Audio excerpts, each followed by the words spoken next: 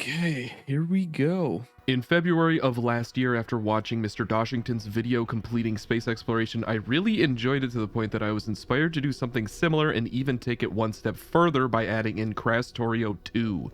I had never made a series before and it looked like a lot of fun. What I didn't realize is how easy Dosh makes a long Factorio playthrough look and what an insane undertaking I was going to get into.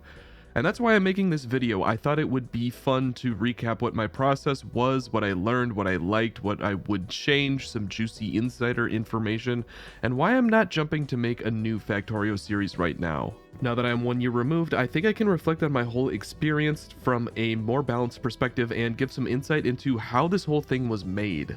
Thanks to the amazing development of Factorio, I was able to recover the save on an old version of Factorio with several outdated mods fairly easily. 338 megabytes for one save, baby. I'm enthusiastic, I'm not optimistic. I just feel like something's gonna explode. As I remember it. Wow, and I immediately get an achievement? Okay. I wonder if anything is going to work. Oh, are we crashing? Alright, I guess this isn't gonna be as smooth as I thought it was gonna be. Oh, I'm just missing like every mod. Okay. Okay, this looks good. Hopefully it'll run. Yeah, this slow loading bar is what I remember. Okay. Just how I left it. A biter apocalypse on my Vulcanite planet. But let's start at the beginning. When I started the series, my goal was to take chunks of footage and detail everything that was notable to be accomplished and make 45-minute to 1 hour episodes. I had some intuitive ideas of what would be notable and didn't want to cover the same process twice. Factorio requires a lot of work that's just upscaling or duplicating existing processes, meaning earlier episodes would require less footage because everything is new, and later episodes would require more and more footage as time went on. This started at 4 hours to 1 hour of content ratio for episode 1 and peaked at 50 hours of gameplay for 1 hour of content in episode 14. The end result is the series taking 17.5 hours to cover 543 hours of gameplay. Compared to other attempts at long Factorio mods, this is actually fairly long, as some of the most popular Factorio videos squeeze 100 to 300 hour playthroughs into 2 hours or less. I considered making the entire series into a 2-hour video, but decided to make a series for a few reasons. First, I had very little YouTube experience and wanted to make longer videos just to get the reps of making videos and making them better. I was well aware that video and sound quality were in desperate need of improvement. I just didn't quite have the reps to understand what was wrong and what was right. At the time, there was a trade-off between researching video quality, things like bit rates and microphone techniques and audio compression settings, and making progress in K2SE. Looking back, the audio is overcompressed, there's bad EQ, the music is way too loud. I'm definitely going to be my own worst critic, but especially knowing how the sausage is made, that's something I can't really get out of my head. I don't think I've perfected audio, I don't think I ever will, at least to my own standards, but I am happy with the progress I've made for balancing and making vocals sound closer to what I want them to. The same can be said for video quality, except in that case you can do everything right and still get into a boxing match with the YouTube compression algorithm, but at least we're all in the same boat.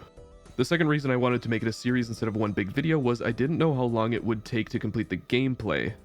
If I had taken this route, it would have been 6 months without making a video, and it would have been only my 4th video on the channel, and again, I just needed the reps of video editing. If I took 6 months to make a video that flopped, I think it would have destroyed a lot of my motivation to make videos in the first place. I also knew that Space Age was coming out, and I liked the format of racing against that deadline episode by episode. I think the bit of suspense enhanced the experience, and it was a good motivator for me as well. Finally, my job in the real world is as a data scientist. The format sitting between one long video and a long in-depth series was interesting to me. It felt fairly unique, and it sounded like an interesting experiment, one that I wanted to collect data on. On the editing side, I recorded everything and began with going through everything second by second on the editing side. I imagine it would have been much better to have a replay buffer that recorded gameplay and only record when things that matter happen, and I'll probably use this technique in the future as it's much faster, and the only thing that'll be tricky with it is to capture long sequences that I want to speed up. Also, just a side note, for episode 1, I was trying to use a digital audio workstation, or a DAW that shall not be named, to publish the video, and it simply did not publish the video because it's not a dedicated video editor, and its video editor is so bad that it shouldn't be listed as a product within the product. So the episode was actually published in 20 chunks, then thrown together in a proper video editor and published as one product at the end.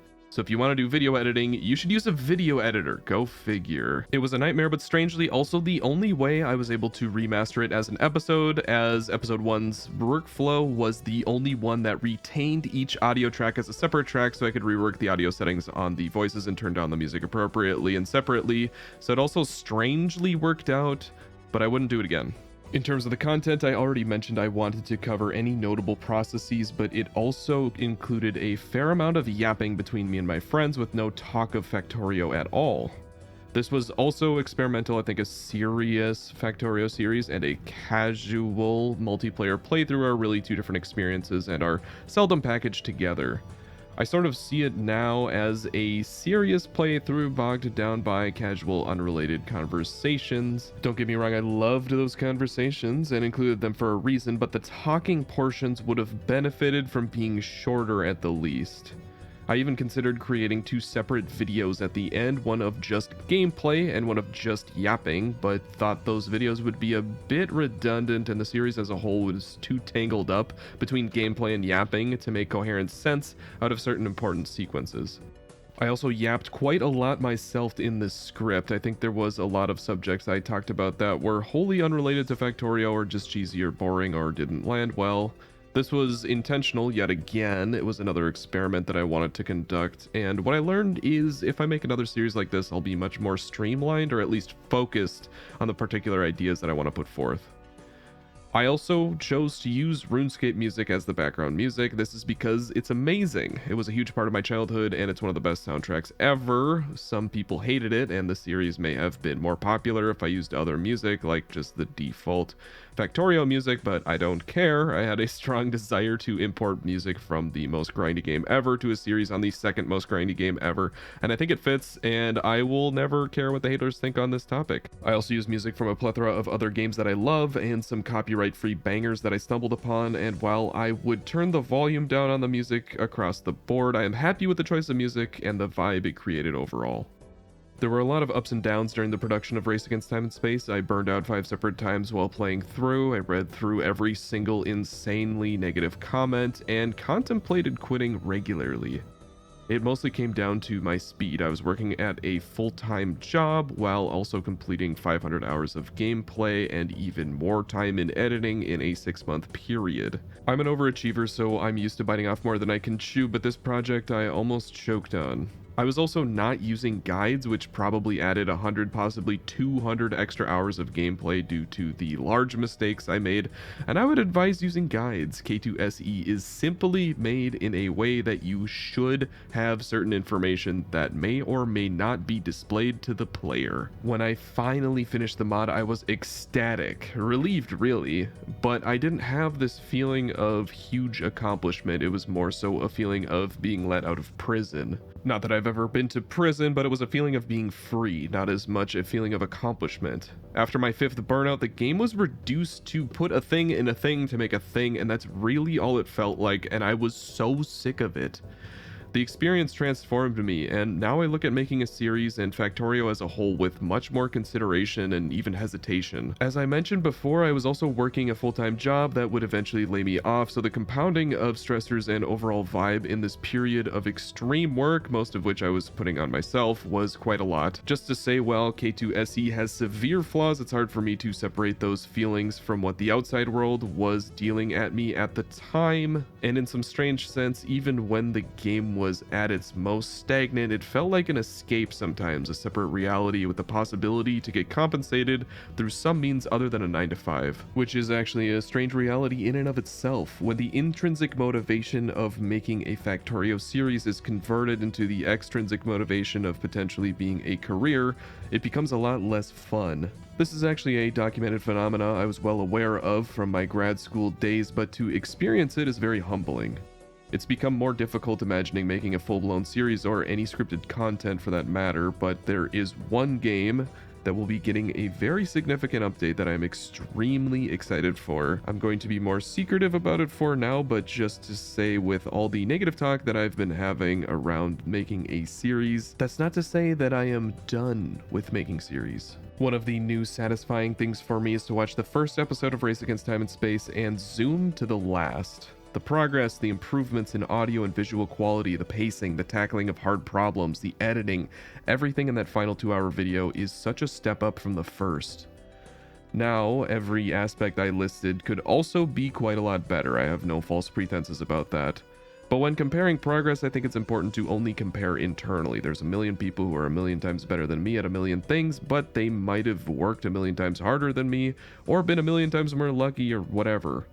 I would sometimes cringe at the quality of an episode as I posted it, but I just kept trying to make it better each time. And that's not even to say I'm amazing at it 1 year later or anything, I'm just happy to see the progress. The series was wildly more popular than I would have imagined, likely due to the popularity of search on the combination of Factorio and space. Episode 1 got over 100,000 views and around 16,000 people watched the entire thing according to my estimations, and with all this momentum heading into that last episode, I was feeling really burnt out and actually decided to try something new. I made a played-up video that took a total of 9 hours to produce, which is nothing compared to an episode of Race Against Time and Space, and it has 400,000 views. So actually, I am a played-up YouTuber, and played-up videos do exceedingly well on my channel. And the moral of the story is, you may spend time trying to be a skilled engineer when you already make a world-class clown. You may have thought this video is about reflecting on a YouTube series, and that is where you're actually wrong. It's actually because I have dozens of hours of failed attempts at the final challenge in K2SE, and I wanted to do something with it due to trying to maintain a sane retention policy, and this video is about enjoying a failure montage at 50x speed, so enjoy.